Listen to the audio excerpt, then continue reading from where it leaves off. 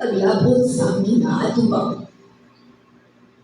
Sa sining adlaw mga sana kag malimo, mga kabataan, magpangamuyo at magpangalagad, ginasugo sa Ginoo, maglabot sa kahangturan, paghimakas nga may pagtuo, padayon na magtakot, sa dalan sa grasya, may paglaom na nagasila, pagpalanga ni Kristo, naghahatay sa puso, sa tagsa ka adlaw, kabuhi naton ginagiyahan, pag-abot sa aton hatog, pinaagi sa iya buli.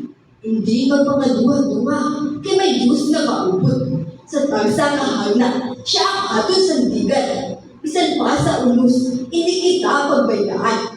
Paghimakas na may pagtuo, maglabot sa kahangturan.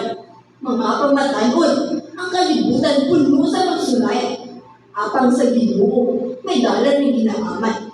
Sa pagtuo at paghibunga, magpangibabaw, pag-abot sa aton handog.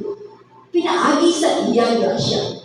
Ang mga handog naton, hindi malayo sa pag-abot, sa pagtuo at paglaom, aton malambot.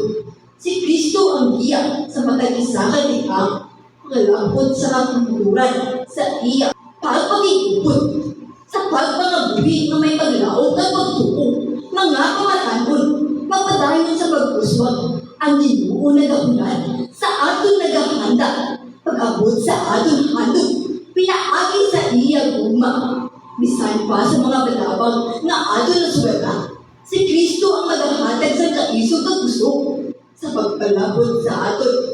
Hindi kita pagbigyan, pag-abot sa hangturan. Sa iya pagpakibupot, mga pamatayon, ang kalibutan na gatawag sa inyo. Magpangibaban sa kasulautan, magpuyo sa kamatuuran. Sa pagtuo at paghibugma, malapot sa kadalagan. Pag-abot sa aton handog, sa iya grasya kagabog.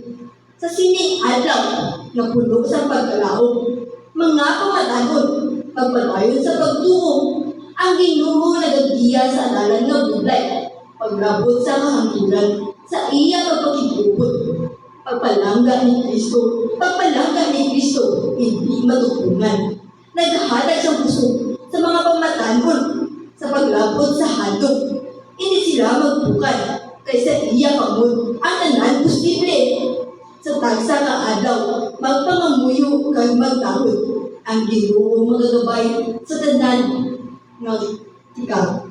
Mga pamatayon, magpabilin nga matino, paglabot sa kahangturan, sa iya pagpakibupot, paghimakas ka may pagtuo, ang paghikaw sa kabuhi, may pagtuo at paglaom, mga pamatayon, hindi ang pagduha-duha, sa paglabot sa handog, may pagtuo nga maligon, kay Kristo ang iya.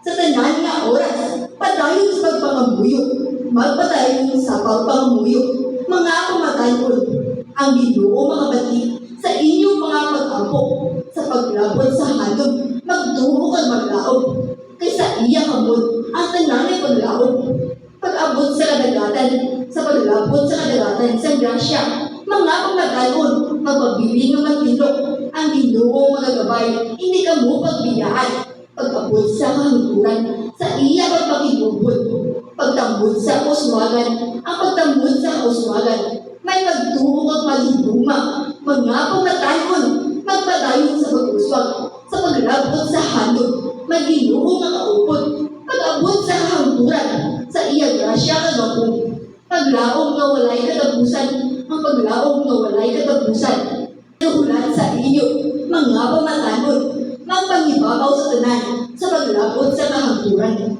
May Ginoo nga kaupot, pag-abot sa handog, pinaagi sa iya pagbuli, panapos ng panawagan, mga pamatayon, magpadayon sa pagtuo, kag paglaom, ang Ginoo magagabay sa tanan na adlaw, sa paglabot sa handog, hindi ka mo magbukan, kaysa iya ka mo, tanan may paglaom.